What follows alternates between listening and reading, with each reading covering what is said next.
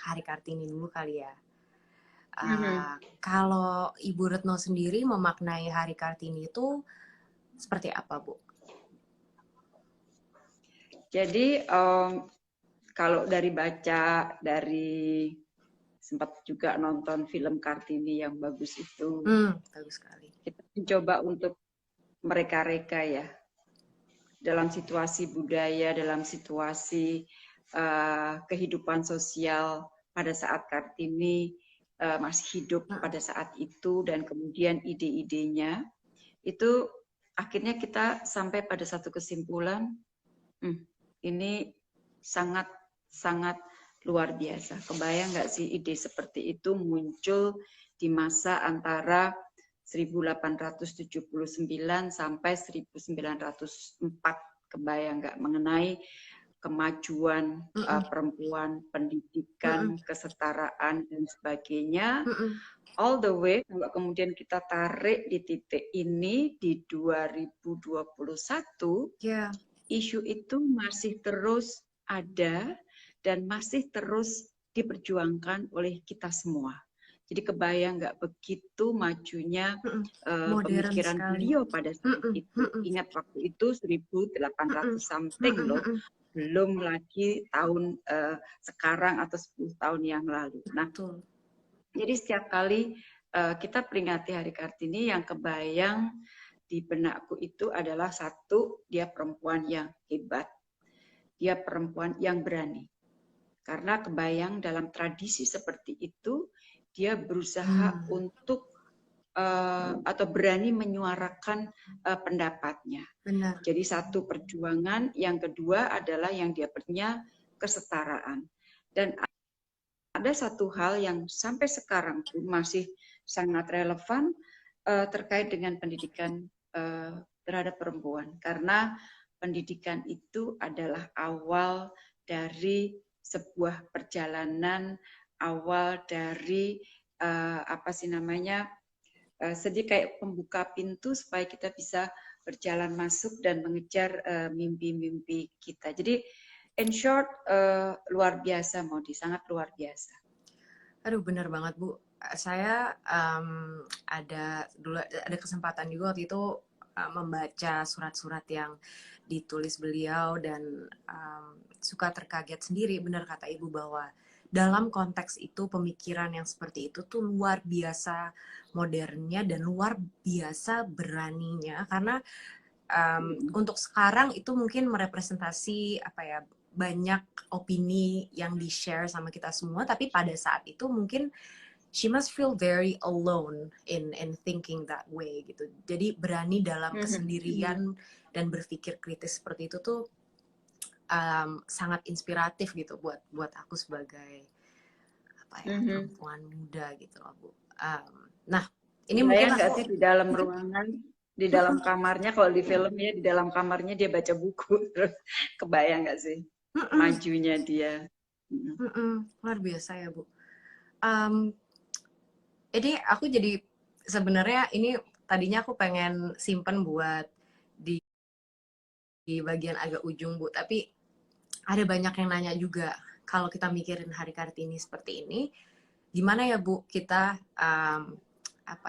kita membawa sosok Ibu Kartini ke keseharian kita sebagai milenial atau Gen Z atau anak muda gitu. Gimana kita bisa menghidupkan kembali semua poin-poin yang sudah diperjuangkan Ibu Kartini gitu. Untuk anak-anak muda ya. Jadi aku biarlah cerita sedikit mengenai aku dulu ya.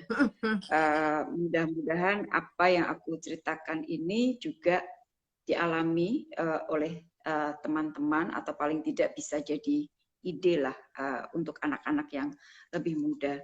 Jadi pada saat kita sudah mulai tumbuh kembang menjadi remaja, yang akan memandu perjalanan kita itu pada saat kita menentukan kamu ini mau jadi apa. Ini sebenarnya berlaku nggak cuma untuk perempuan sih, tapi untuk laki-laki. Maka itu biasanya yang aku ingat jadi itu menjadi dialogku dengan anak-anakku. Aku punya anak 2, Maudi, by the way, teman-teman, anakku 2 udah gede-gede, udah menikah semua. Tapi pada Iya. saat dua-duanya laki-laki, jadi pada saat mereka mulai bisa diajak bicara, saya, kamu mau jadi apa? Nah, mereka kebetulan sudah memiliki ide mereka mau jadi apa. Nah, kemudian mulailah kita bercerita dengan dia bahwa sebuah cita-cita itu adalah seperti kita bangun rumah ya. Jadi bangun rumah itu nggak bisa, katakanlah anakku yang kedua kan dokter, dia sedang ambil spesialis jantung, spesialis jantung. Misalnya dia mau jadi spesialis jantung nih, itu kan nggak bisa tiba-tiba ujuk-ujuk dia jadi spesialis jantung. Tapi dia harus invest, setiap hari dia harus invest. Dan saya selalu katakan, your future is yours. Jadi bukan masa depanmu itu bukan kamu bisa bergantung pada mami sama bapak, no. Kita hanya kasih guidance, kamu mau apa, dan since then you have to invest. Nah disitulah, makanya kenapa titik di mana kamu jadi apa itu kan berarti your dream, your cita-cita, seperti yang kalau aku baca di buku-bukunya Kartini kan, dreams itu kan is there. Nah dari titik itulah kemudian kita mulai menginvest untuk mengejar tersebut. Nah itulah yang mungkin bisa diambil oleh teman-teman yang lebih muda ya. Jadi aku mau jadi apa? Kalau istilahnya Kartini ada 2 kata, aku mau. Nah, aku mau itu yang menjadi target. Dari titik itulah kemudian kita bekerja keras untuk mencapai itu. Karena kalau enggak ada sesuatu yang kita tuju, nanti aku khawatirnya Maudi di tengah semua kemodernan ini teman-teman bisa ke kanan ke kiri nggak jelas, terombang-ambing nggak jelas. Tapi once kita punya sebuah cita-cita, sebuah mimpi, insya Allah walaupun agak kiri dikit nanti masuk lagi ke tengah, agak kanan dikit masuk ke tengah, berhenti sebentar nggak apa-apa, maju lagi. Karena kan semua hidup kan kadang-kadang nggak semulus yang kita inginkan ya.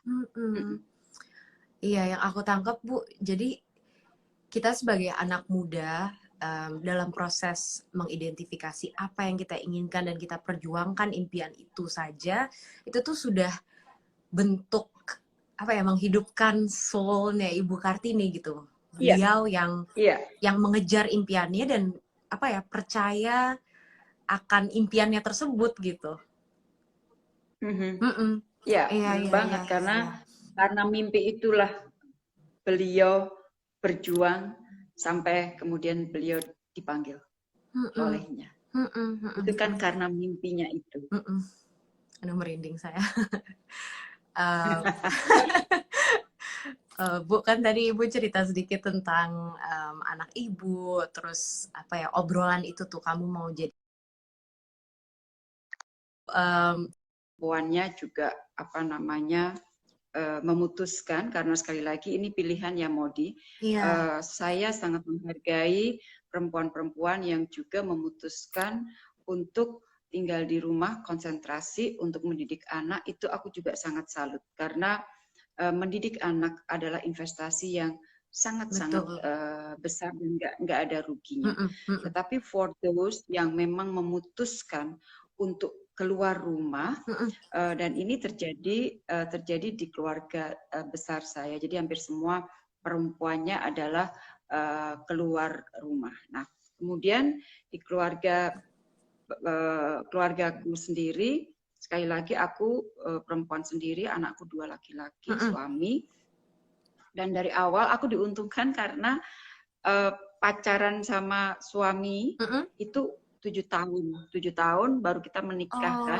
Jadi kita udah dari A to Z udah apalah semuanya, sampai pada saat aku mau masuk Kemlu segala dia tahu, dia yang nemenin aku tes dan sebagainya, konsekuensinya, walaupun sempat dia kaget juga pada saat aku udah masuk, loh kok ternyata kayak begini gitu kan. Tapi karena sudah ada omongan sebelumnya, jadinya ya kaget, tapi nggak terlalu kaget lah. Nah, disitulah kita kemudian bikin sebuah komitmen bahwa yang namanya keluarga itu adalah teamwork. Jadi di keluargaku itu nggak ada pembagian lo ngapain, gue ngapain. Jadi siapapun yang sedang bisa melakukan, ya yuk kita lakukan. Tentunya ada hal yang nggak bisa dilakukan sama suami dong, mengandung, melahirkan, menyusui nggak bisa. Itu udah punya aku aja, itu nggak boleh diambil itu. Tapi the rest kita bagi sehingga kita nggak merasa bahwa ya kalau teamwork ini jalan, insya Allah oke lah. Karena nggak ada yang ini punyamu, ini punyaku, yang ini tabu dilakukan oleh laki-laki, ini tabu dilakukan oleh perempuan, nggak, sama sekali nggak ada. Jadi rasa itu nggak ada sampai kemudian anakku menikah, menantu-menantuku juga begitu. Jadi kita merasa kadang-kadang ya kita semuanya sama, perempuan dan laki-laki exactly equal. Nah itu yang aku rasakan pengalaman dari keluargaku sih. Wow. Jadi di rumah ibu, maksudnya nggak ada pembagian, oh kalau masak bersih-bersih itu bagian perempuan, terus yang lainnya laki-laki gitu, nggak ada ya Bu ya? Kayak gitu-gitu. Anakku yang dokter, yang sedang ambil spesialis jantung, dia juga master untuk jantung dari UK, itu he is also a good cook. Dia sebenarnya kalau dia cuma minus sertifikat aja, tapi kualitas masakannya kayak chef Modi. Iya. Wow. Jadi kalau kita kumpul weekend, terus kemudian kita pengen makan apa, oke, this time kita pengen makan ala apa gitu, kita tinggal bilang, kita suka panggil dok, hey dok, kita pengen makan ini, masakin dok. Dapur dia masak, sous chefnya istrinya gitu. Wow. Jadi nggak ada pandangan di keluargaku kalau belanja itu harus perempuan. Laki-laki belanja. Anak-anakku, suamiku, kalau kita lagi sibuk, istrinya lagi pada sibuk, ya pergi dong. Kita pergi ke warung, kemana, ke supermarket, belanja. Dan kita nggak akan jatuh harga karena kita belanja, kalau menurut aku ya. Iya. Aku setuju banget sih, Bu. Apalagi sekarang juga dari sisi semakin banyak perempuan yang juga berkontribusi dari sisi financial juga kan gitu. Jadi it makes sense bahwa mau itu it's a teamwork gitu, dan pembagiannya tuh sebenarnya bisa didesain sendiri oleh couple tersebut menurut aku. Ya. Tergantung dengan ya peran masing-masing gitu, dan perannya nggak dilimit oleh hal-hal seperti itu gitu. Dan aku sebagai perempuan yang mungkin juga membayangkan ingin berkarir gitu ya Bu ya, selalu berpikir bahwa pasangan yang suportif itu sangat penting gitu.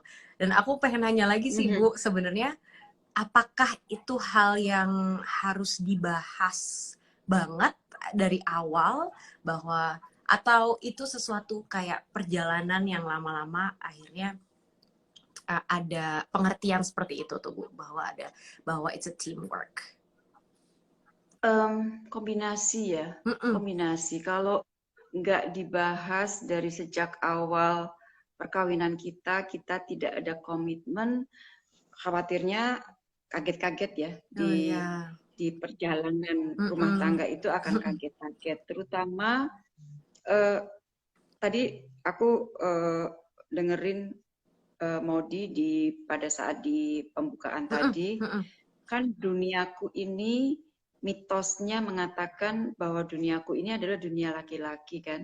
Di dunia diplomasi itu dimiliki oleh laki-laki, which is nggak salah-salah juga sih, karena sebagai diplomat kita kerja itu nggak kenal waktu, kita nggak boleh ini jam berapa, gue udah waktunya pulang loh, Benar, nggak benar. ada, kayak gitu nggak ada. Jadi kita bekerja Mm-mm, tidak ada batas waktu, tidak ada batas ruang, tidak ada batas tempat, karena mm-mm, kita pergi ke sana, ke sini dan sebagainya. Jadi mobilitas kita sangat tinggi. Nah, karena karakteristik dari profesi itu begitu, mm-mm, maka tidak salah juga sih orang-orang yang kemudian memitoskan bahwa dunia itu adalah dunia laki-laki. mm-mm, Jadi pada saat aku masuk 86, aku masuk ke Kemlu, mm-mm, kita sadar, aku sadar, suamiku sadar, bahwa nih gue nih ya mau masuk ke dunia laki-laki. mm-mm. Coba nih, Terus? survive nggak nih gitu kan. Mm-mm, mm-mm. Nah, uh, dari waktu ke waktu ternyata bisa dalam artian begini, kita sudah komitmen aku sama suami bahwa oke lah kita harus ada fleksibilitas di sana sini, terus kemudian dari perjalanannya aku juga agak mengejas pada saat ada katakanlah keberatan yang banget gitu, ya udah berhenti bentar, terus kemudian kalau kan kadang-kadang orang pas moodnya lagi nggak bagus kan kenceng kan bisa gitu kan. Jadi pas dianya kenceng ya kita diem dulu. Tapi pas Ya dianya udah mulai ampun. lambat kita maju lagi gitu. Jadi pokoknya dari waktu ke waktu begitu, dan dulu waktu masih penempatan Mm-mm. aku sih membahas penempatan ke luar negeri itu nggak the whole package gitu loh, bahwa gue akan pergi Right. terus loh gitu. Ha-ah, Ya. ha-ah. Jadi oke, dari pertama ke Australia, oh kita boleh ya ke Australia, oke ke Australia, aku penempatan ke Australia, suamiku sekolah balik, terus kemudian ke Belanda, di Belanda boleh nggak? Oke boleh, tapi aku nggak ikut. Nanti coba aku mau cari beasiswa, kalau ada lagi aku ikut. Nah, aku berangkat dulu sama anak-anak, Mm-mm. terus di tengah jalan ternyata suamiku dapat beasiswa lagi untuk sekolah Oke, lagi, oke. dia nyusul sekolah gitu. Jadi ada juga yang adjustment-nya itu dilakukan di perjalanan Modi. Jadi ada Hmm. komitmen yang jadi fondasi, tapi ada di dalam perjalanannya tuh ada adjustment here and there yang memang tidak terhindari harus dilakukan. Hmm. Iya, iya, iya. Ini aku bener-bener mendengarkan dan kayaknya pengen nyatet gitu ya dalam untuk perjalanan aku juga nanti. Tapi Bu, kalau menurut Ibu dalam perempuan, maksudnya kalau misalnya kita sebagai perempuan pengen berkarir, itu berarti penting ya, maksudnya pasangan yang suportif gitu. Kalau Iya, dari iya. sisi Kemlunya sendiri atau lingkungan bekerja gitu. Apakah sudah ada progres Bu dari awal Ibu masuk gitu ya sampai sekarang? Apakah sudah ada progres dalam memberikan support gitu ya kepada diplomat-diplomat perempuan kah gitu yang sedang hamil misalnya atau yang punya keluarga itu gimana Bu progresnya? Ibu merasa terbantu nggak akhirnya? Kebetulan Mm-mm. Kementerian Luar Negeri itu aku nggak tahu di kementerian lain, tetapi Mm-mm. at least yang aku bisa cerita adalah di kementerian ini, karena kan aku lahir tumbuh kembang di kementerian Iya. ini kan. Mm-mm. Kadang-kadang kita nggak sadar juga bahwa kita perempuan, karena the way our partners dalam hal ini teman-teman laki-laki itu betul-betul memperlakukan kita secara equal. Nah, sebuah kesetaraan gender itu sebenarnya bisa terjadi Mm-mm. kalau ada 4 hal, Modi. Yang Oke. pertama adalah dari kitanya sendiri. Yang tadi kalau aku bilang pakai dua kata dari Raden Ajeng Kartini itu adalah aku mau. Hmm. Jadi dream-nya ya, aku mau. Yang kedua adalah keluarga kita mendukung. Jadi harus Hmm. itu. Terus ada dukungan dari keluarga. Yang Hmm. keempat adalah ada dukungan sistem sosial dalam artian masyarakat. Right. Jadi Right. di Mm-mm. masyarakat kita untungnya walaupun kita adalah negara dengan penduduk Muslim paling besar, Mm-mm. tetapi sistem masyarakat kita memberikan ruang kepada perempuan. Oleh Hmm. karena itu di titik ini saya ingat sekali apa yang dikatakan oleh mantan Menlu Amerika Serikat Hillary Clinton. Mm-mm. Dia pernah datang ke Indonesia. Aku ingat banget waktu itu aku dampingin Pak Menluku, Mm-mm. dan si Ibu Hillary Clinton itu mengatakan begini, if you want to see Islam, democracy, and women empowerment work together, Mm-mm. maka lihatlah Indonesia. Wow. Jadi it's very true bahwa sistem sosial kita, sistem masyarakat kita memberikan ruang kepada kita kaum perempuan untuk maju. Mm-mm. Dan yang keempat adalah policy dari pemerintah ya, karena policy itu penting sekali. Nah, di policy ini masuk ke pertanyaannya mau di Kemlu gimana, Bu? Mm-mm. Nah, kita memang policy-nya harus affirmative, harus gender friendly. Mm-hmm. Misalnya nih ya, Mm-mm. dari segi persentase itu aku senang banget. Waktu aku hanya 10%, baru kemarin aku buka pendidikan untuk calon pegawai negeri Kemlu, pegawai negeri sipil Kemlu, Iya. dan komposisinya perempuannya itu 64% Modi. Wow. Jadi 64% Wow. perempuan. Dan untuk diplomatnya sendiri udah 52%. Jadi kalau CPNS-nya itu kan dengan profesi-profesi lain, tetapi untuk diplomatnya sendiri it's already more than 50%. Jadi kita memang harus berikan ruang, kita harus membuat sebuah policy di mana betul-betul perempuan dan laki-laki memiliki ruang gerak yang sama. Nah, ada memang kekhususan, misalnya begini. Dulu nih kaum diplomat-diplomat muda pada saat dia punya keluarga muda, melahirkan, masih menyusui, dia selalu galau kan. Ibu-ibu kan pasti pengennya memberikan ASI selama mungkin kepada anak-anaknya. Karena itu investment alam yang luar biasa kan. Nah, itu yang gimana akan tuh, berpengaruh pada masa depan anak. Nah, oleh karena itu kemudian semasa aku bikin daycare di Kemlu. It's small thing, hal yang kecil banget. Tapi aku senang pada saat ternyata hal yang kecil itu bermanfaat buat teman-teman perempuanku. Jadi untuk keluarga muda, diplomat muda, dia bawa bayinya, kemudian ditaruh di salah satu kita punya ruangan untuk daycare, dia taruh di situ, ada pengasuhnya profesional. Nanti pada saat dia break, kemudian dia bisa memberikan ASI dan dia bisa katakanlah untuk memompa, ditaruh di situ. Jadi dia bekerja dengan tenang, dan ini bekerja dengan tenang karena anaknya dekat dengan dia, itu juga memacu produktivitas yang lebih tinggi. Gitu loh.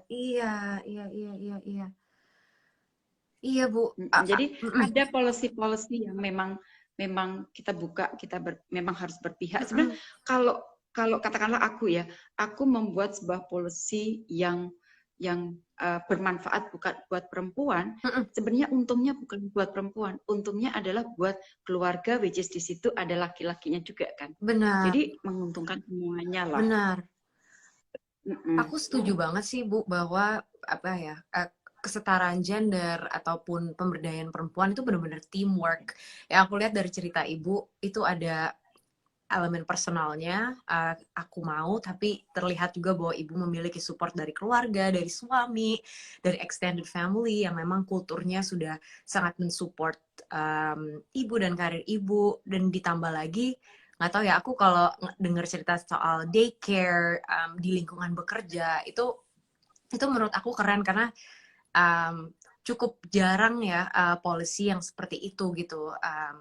Dan aku sempat baca, Bu, tentang Indra Nooyi. Jadi it's like a famous leader in business, dan waktu itu beliau juga sempat request dibuatkan daycare di samping kantornya, dan hanya dengan itu gitu akhirnya beliau benar-benar bisa meningkatkan produktivitas itu tadi, dan akhirnya merasa bisa fokus bekerja gitu. Karena aku yakin gitu nanti sebagai ibu muda yang ingin merasa dekat dari anaknya, ketenangan itu kan, Bu, sebenarnya kan yang pasti berharga sekali gitu.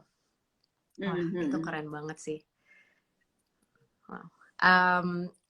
Bu, jadi kalau menurut Ibu ada apa ya? Ada special tips and tricks nggak buat perempuan-perempuan yang mungkin mau um, menjajaki karir seperti Ibu gitu, mau jadi diplomat atau mau jadi menteri juga mungkin one day, yang sifatnya tuh mungkin banyak traveling, harus tinggal di berbagai tempat gitu. Apa nih yang harus dipersiapkan? Apakah mental? Apa tuh yang tips and tricksnya? Hmm. Mm-mm. Oke, jadi intinya dari ceritaku Mm-mm. tadi sebenarnya kita selalu bisa apa ya? Kita punya space untuk mengejar mimpi kita asal kita kerja keras. Mm-mm. Untuk sampai titik ini Modi, Mm-mm. itu kerja keras yang luar biasa yang apa ya harus kita lakukan. Dan sekaligus kalau aku ya bukan karena sombong, tetapi aku hanya ingin membuktikan bahwa nobody Mm-mm. bisa menjadi somebody kalau dia betul-betul bekerja keras. Karena begini, saya ini datang dari keluarga yang sangat sederhana, Budi. Jadi saya bukan anak pejabat, saya bukan anak orang kaya, saya Mm-mm. itu betul-betul nggak siapa-siapa. Datang dari Semarang, kuliah di Jogja, kemudian join dengan Kemlu. Mm-mm. Nah, Kemlu waktu itu mengadakan apa yang dinamakan rekrutmen langsung. Jadi dia langsung cari ke universitas-universitas, cari calon diplomat ke sana. Salah satunya yang kejaring adalah aku. Mm-mm. Dan kenapa Kemlu lakukan itu adalah untuk apa ya? Dia mulai membangun merit system di dalam kementerian. Nah, merit system ini terus berusaha kita jaga sampai sekarang. Dan hanya dengan merit system, maka orang seperti saya Mm-mm. yang nobody ini bisa kemudian meraih mimpi saya menjadi diplomat. Jadi Mm-mm. sekali lagi untuk teman-teman muda, terutama untuk kaum perempuan, milikilah mimpi dan kejarlah mimpi itu dengan kerja keras dan insya Allah pasti akan bisa. Saya yakin kok, saya di kantorku ini sebagian besar timku adalah perempuan, Mm. cewek-cewek muda. Oh, dan mereka itu nggak kalah cepat, nggak kalah toughnya. Iya. Dan kalau kita kadang-kadang kalau kita negosiasi, aku suka ngeliat kan dari jauh gitu kan Mm-mm. diplomat-diplomat yang cewek, wah dia tough gitu. Jadi kita kadang-kadang diem, kita kadang-kadang kelihatan kalem, tapi oh jangan Oh coba iya. kan. Banyak prinsip dan kita endurance-nya cukup panjang gitu. Kalau ayo tahan-tahanan, kita akan tahan. Jadi kita itu diberi apa ya blessing oleh Yang Maha Kuasa. Mm-mm. Perempuan itu lebih telaten, perempuan itu lebih tahan banting. Itu gunakan semua yang diberikan Tuhan untuk mengejar mimpi kita. Mm-mm. Mm-mm. Setuju banget, Bu. Aku kayak banyak apa ya, pengen banyak nanya lagi, jadi aku kayaknya bakalan langsung ke list. Ada beberapa pertanyaan, Bu, yang kemarin disubmit sama netizen, jadi anak-anak muda, Baik. yang kayaknya akan menarik juga, Bu, untuk kita bahas. Dan ada satu pertanyaan yang aku juga pengen sekalian curhat karena agak mirip nih. Ada Fiska namanya, yang nanya, bagaimana menurut Ibu dan Maudi stereotip gender untuk pendidikan tinggi, di mana adanya sistem patriarki yang mengkodratkan perempuan nggak perlu berpendidikan tinggi? Oh, di suaranya hilang. Boleh diulangin nggak? Aku takut salah. Masa Ibu udah bisa dengar sekarang? Sekarang bisa dengar. Tadi sempat hilang-hilang, jadi Oh, oke. Jadi ada pertanyaan, bagaimana menurut Ibu stereotip gender untuk pendidikan tinggi perempuan, di mana adanya sistem patriarki yang mengkodratkan perempuan tidak perlu berpendidikan tinggi? nggak benar saya kira. Hmm. Kalau sekali lagi di tahun 1879, sampai 1904 sudah ada perempuan yang mengatakan bahwa pendidikan bagi perempuan itu penting. Kenapa di tahun 2021 stereotip itu masih muncul? Iya, saya juga Dan bingung. kitalah yang sebenarnya ya, kitalah kaum perempuan yang justru harus membuktikan bahwa pendidikan penting sekali buat kita, dan kita harus juga diberikan ruang yang setara untuk mengejar mimpi kita. Jadi ada choose to challenge dan ada choose to partner. Choose to challenge itu ya mengenai pendidikan, mengenai hak-hak, memang kita harus men-challenge itu. Tapi jangan lupa, we have to choose also to partner dengan kaum laki-laki, dengan keluarga, dengan kaum laki-laki, karena kalau kita tidak mendapatkan dukungan lingkungan kita, maka nggak mungkin. Jadi aku biasanya combine those two, choose to challenge and choose to partner. Yeah, I like that. Aku sekalian curhat juga ya Bu ya, sekalian menjawab sedikit juga soal hal ini. Jadi dalam perjalanan aku emang suka sekolah ya Bu ceritanya. Dan sekarang aku juga lagi S2 gitu. Dan sering sekali dalam perjalanan itu ada banyak orang yang bilang jangan kepinteran atau jangan ngapain sekolah tinggi-tinggi, nanti kan ujung-ujungnya akan kepake juga. Atau itu tuh masih sering loh Bu, dan saya kadang-kadang kaget juga bahwa opini seperti itu tuh masih cukup marak gitu ya, masih cukup banyak ya. Sampai sekarang ya masih ada sekarang ya? Bu, dan iya, dan itu membuat saya kadang-kadang merasa sedih juga, dan atau kadang-kadang bikin saya ngerasa insecure juga. Emang benar ya kalau sekolahnya ketinggian katanya nanti entah cowok takut atau nanti jadi susah nyari pasangan kayak gitu Bu. Itu gimana tuh Bu? Ibu sempet nggak sih dulu dengar kata-kata kayak gitu? Aku tuh malah sebaliknya ya. Jadi ya? Ibuku, jadi di masa ibuku dulu dia termasuk yang bersekolah cukup tinggi lah ya. Jadi dia bukan lulusan universitas, tapi dia lulusan SEMEA. Pada saat itu SEMEA udah cukup tinggi kan. Tapi dalam perjalanannya, karena anak-anaknya itu kan, dulu kan ada aljabar, kemudian ada matematika, balik lagi apa gitu kan. Begitu ada apa sih namanya, subjek yang berubah di sekolah anak-anaknya, ibuku tuh ambil kursus exactly sama dengan pelajaran anak-anaknya. Wow. Jadi dia kursus dulu supaya dia bisa ngajarin anak-anaknya. Jadi waktu aljabar, musimnya aljabar, ibuku kursus aljabar. Jadi dia kasih belajar anak-anaknya. Begitu pindah ke matematika, beliau kursus matematika supaya beliau bisa kasih belajar anak-anaknya matematika. Nah, yang selalu dipesan oleh ibuku, jadilah kamu perempuan yang pintar. Nah, jadi itu yang selalu terngiang, jadilah kamu perempuan yang pintar, jadilah kamu perempuan yang pintar. Nah, akhirnya kita nemu kenapa perempuan itu harus pintar. Dalam artian ini masalah kesempatan pendidikan dan sebagainya ya. Karena mungkin sebagian besar pendidikan anak itu ada di ibu. Naturally speaking ya. Sesibuk-sibuknya ibu, secara kodrati, dia pasti memiliki investasi yang lebih banyak dalam hal mendidik anak dibanding dengan bapak. Jadi kalau kaum perempuan adalah kaum perempuan yang pintar, pandai, berpendidikan, bisa dibayangkan kan, tanpa sadar kita mempersiapkan sebuah generasi yang pintar juga. Karena sekali lagi peran perempuan itu luar biasa pentingnya. Jangan pernah sepelekan pendidikan untuk anak mau di rumah. Iya, betul. Iya, itu adalah the beginning of everything. Gitu loh. Jadi awal semuanya ada di titik itu. Disitulah perempuan cukup dikdaya ya kalau aku bilang, untuk menjadikan hitam putihnya masa depan anak-anaknya. Setuju banget Bu.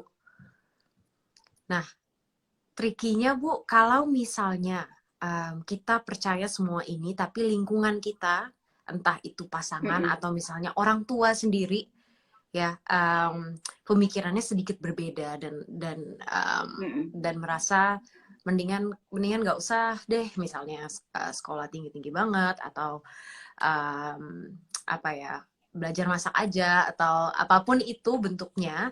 Apa yang harus dilakukan ya Bu dalam situasi yang ada pertentangan seperti itu?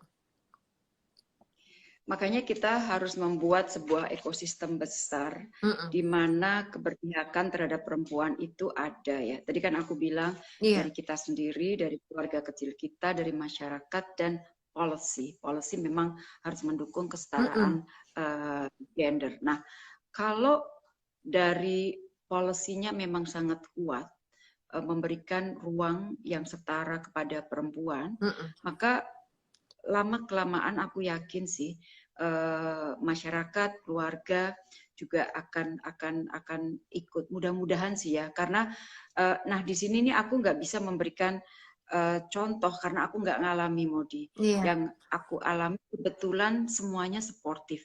Mm. Keluarga kecil, extended family, lingkungan kerjaku Oh. ini luar biasa sportifnya terhadap Mm-mm. Mm-mm. perempuan. Oleh karena itu, aku itu punya satu ambisi ya Mm-mm. untuk betul-betul untuk mainstreamkan isu gender itu baik di kantor maupun di politik luar negeri. Jadi misalnya yang paling menonjol mainstreaming gender di foreign policy itu dalam beberapa tahun terakhir, misalnya kita membentuk satu networking untuk women mediators and Right. negotiators. Kita nggak punya di Asia Tenggara, Uh-uh. yang mendirikan adalah Indonesia. Terus Wow. kemudian Uh-uh. untuk pertama kalinya di dalam sejarah PBB ada resolusi mengenai women peacekeepers. Jadi bagaimana kita melindungi dan memberdayakan para peacekeepers perempuan Mm-mm. yang bertugas di misi-misi Mm-mm. PBB Mm-mm. itu dilakukan oleh Indonesia. Jadi kita yang sedang dalam posisi bisa membuat policy harus menggunakan kesempatan ini untuk membuat policy mengenai mainstreaming gender di semua lini. Dan itu aku berusaha lakukan di bidangku, di profesiku ya, baik di Kementerian Luar Negeri maupun di politik luar negeri Indonesia. Oke. Jadi orang-orang yang memang memiliki apa ya, power atau platform gitu memang harus juga memberikan ruang dan memperjuangkan juga gitu agar kesetaraan itu benar-benar bisa apa ya, bisa actionable gitu ya Bu ya, dari sisi policy juga. Ada pertanyaan lagi Bu, ini dari millennials juga, netizen yang bertanya, termasuk juga aku. Ibu tuh sepertinya orang yang sangat holistik yang kalau aku perhatikan gitu, karena tetap memiliki kayak anekdot berinteraksi dengan anak-anaknya dan sepertinya sangat dekat dengan keluarga, tapi juga karirnya sangat cemerlang Bu. Ini Ibu bagaimana caranya mengatur semua dengan cara berdampingan dan all at once Bu gitu, keluarga, karir, impian Ibu, hubungan Ibu, bagaimana tuh memprioritaskannya dan seperti apa cara membalance semuanya? Wah, ini pertanyaannya agak susah ya karena kayaknya semuanya ya sekarang terasa mudah ya, mengalir udah. Kita kan kalau aku kan udah tua ya, Mondi ya. Jadi udah punya cucu, jadi kayaknya oh ya tinggal ngelihat nanti anak-anak gimana. Tapi memang tantangannya itu di awal-awal waktu kita membangun keluarga anak-anak kecil gitu kan. Aku ingat waktu di Belanda suamiku nggak ada, aku hidup dengan 2 anak kecil yang harus dibawa ke sekolah. Jadi pagi bangunin, kemudian ada sih yang bantuin di rumah satu. Jadi aku tuh punya yang bantuin di rumah satu, laki-laki juga. Itu dari anakku lahir sampai sekarang dia sama aku. Jadi dia udah berapa ya? Udah 31 tahun dia sama aku. Jadi dia yang bantuin aku bangunin anak-anak, kasih makan pagi, udah gitu ngecek tas sekolahnya udah bener belum, terus kemudian bawa dalam mobil, nyetir, naruh ke sekolah satu-satu. Pokoknya heboh banget deh. Luar biasa, Bu. Ingat waktu Iya, itu iya, iya, gimana iya. ibunya bagi waktu. Tapi ya once kita punya tekad bahwa ya aku memang pengen berkarir, yaitu konsekuensinya. Dan sekali lagi, anak-anak harus dididik mandiri dari awal. Itu yang aku selalu perlakukan anak-anakku, kayak aku ngomong sama anak-anak gede lah waktu itu. Iya, Jadi iya. seperti kejarlah mimpimu, mimpimu itu masa depanmu bukan punya mami, tapi Heeh, it's heeh. yours, tergantung I kamu like that. investasi. Jadi dalam perjalanannya aku nggak pernah harus berantem sama anak-anak, ayo belajar, belajar, belajar, besok ulangan. Enggak, dia udah punya timetable sendiri. Jam sekian dia belajar, jam sekian dia harus tidur, jam sekian dia boleh nonton TV, walaupun aku nggak ada. Tapi mereka udah saling mengawasi, kakaknya ngawasin adiknya, adiknya dibantu kakaknya bikin PR, dan sebagainya itu dia lakukan sendiri tanpa pengawasanku. Jadi sebenarnya Keren. yang perlu itu dibangun tuh fondasinya dulu, mau ditaruh. Once fondasi itu sudah terbentuk dengan baik, kesininya sih lebih enteng ya. Jadi dari sampai sekarang pun kalau anakku yang gede misalnya mau ganti kerjaan gitu, dia nggak akan ganti kerjaan sebelum dia ngomong sama kita. Mah, aku mau ganti kerjaan. What do you think? Ini dan sebagainya. Terus? Kita kasih pandangan dan sebagainya. Oke. Terus kita suka ngobrol menjelang Ramadan kemarin, kita ngobrol mengenai sedekah. Ayo kamu yang pada punya duit keluarkan untuk sedekah dan sebagainya, manut mereka. Oke mah, gitu. Terus biasanya yang ngelola aku gitu. Oke, kita wujudkan dalam bentuk apa. Terus nanti kalau udah menjelang selesai Ramadan ini, ayo kita waktunya bayar zakat gitu kan. Bayar zakat. Jadi ya gitulah kayaknya mengalir ya, tapi bisa mengalir seperti ini karena fondasi sudah dibangun dengan kuat. Dan waktu membangun fondasi emang tantangannya besar banget.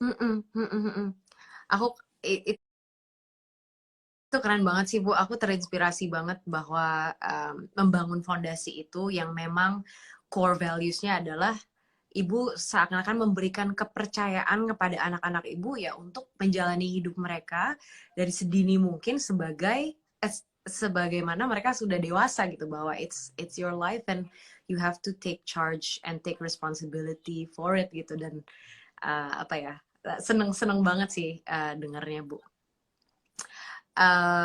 Bu, ini agak sedih karena kita sudah di ujung acara ngobrol-ngobrol kita.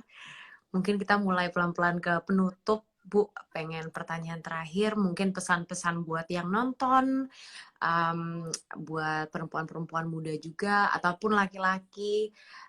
Ibu ada pesan-pesan nggak dalam rangka Hari Kartini ini? Mungkin pesannya lebih general ya, berlaku untuk perempuan, tapi perempuan terutama untuk perempuan sih. Ada satu kata, tiga kata sebenarnya yang akan menentukan masa depan kita. Jangan pernah menyerah. Jangan pernah menyerah, karena dalam perjalanan hidup kita akan jatuh bangun. Kalau toh kita belum berhasil saat ini, mungkin kita akan berhasil besok atau lusa. Tapi jangan pernah menyerah, karena once kita menyerah, maka itu adalah akhir dari sebuah perjalanan hidup kita, akhir dari sebuah mimpi kita. Dan itu aja yang sebenarnya aku ingin sampaikan kepada teman-teman yang lebih muda, karena Modi, hidup kita akan lebih tough di masa mendatang. Kita tahu misalnya dalam 1 tahun terakhir ini dengan pandemi ini, kita perkirakan pandemi sudah melambat di awal tahun ini, ternyata tidak. Di beberapa negara mengalami wave yang baru, naik lagi, kemudian muncul nasionalisme vaksin yang menyebabkan vaksin delivery menjadi terhambat dan sebagainya, kita masih beruntung. Kita masih memiliki pasokan-pasokan vaksin, tetapi Betul. itu tidak terjadi di semua negara. Jadi ke depan tantangan lebih besar dan kompetisi. Kompetisi, jadi gini, Indonesia tidak hidup sendiri. Kita hidup di dalam lingkungan bangsa-bangsa. Jadi mau tidak mau hidup kita harus berkompetisi dengan negara lain. Jadi kita jangan sampai ternena-bobokkan, lupa untuk membangun capacity, siap untuk berkompetisi, at the end pada saat kita nggak bisa, kemudian kita dengan mudah mempersalahkan kanan, kiri, atas, bawah, dan sebagainya. Right. Oleh karena itu, saya benar-benar ingin teman-teman jangan mudah menyerah.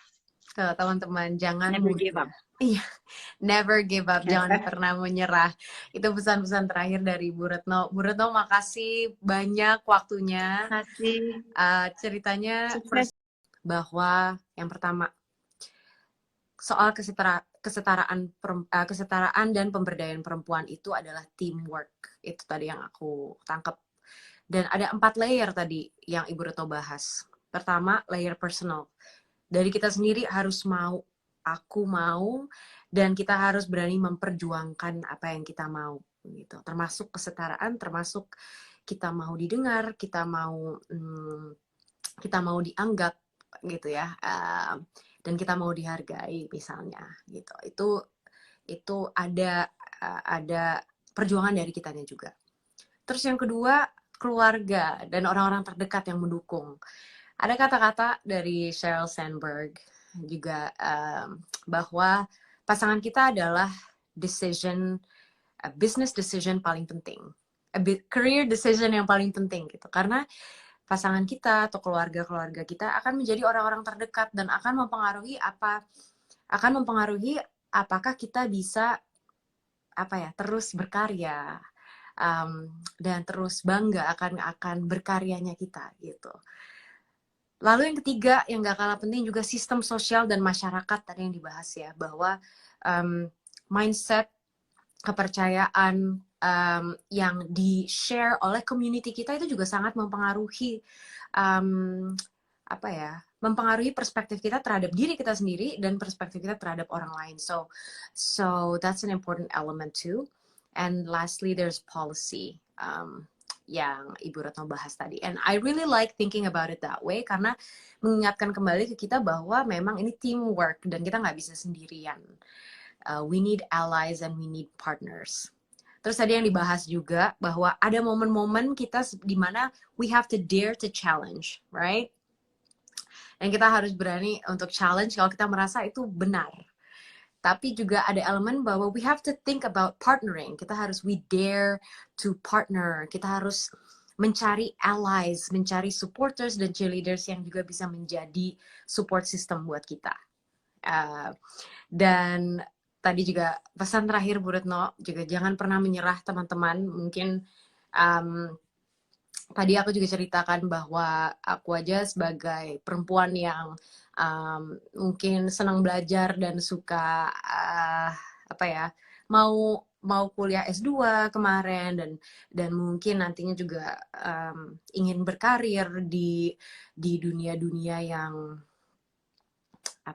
yang memiliki ekspektasi cukup banyak dari sisi waktu atau dan lain-lain.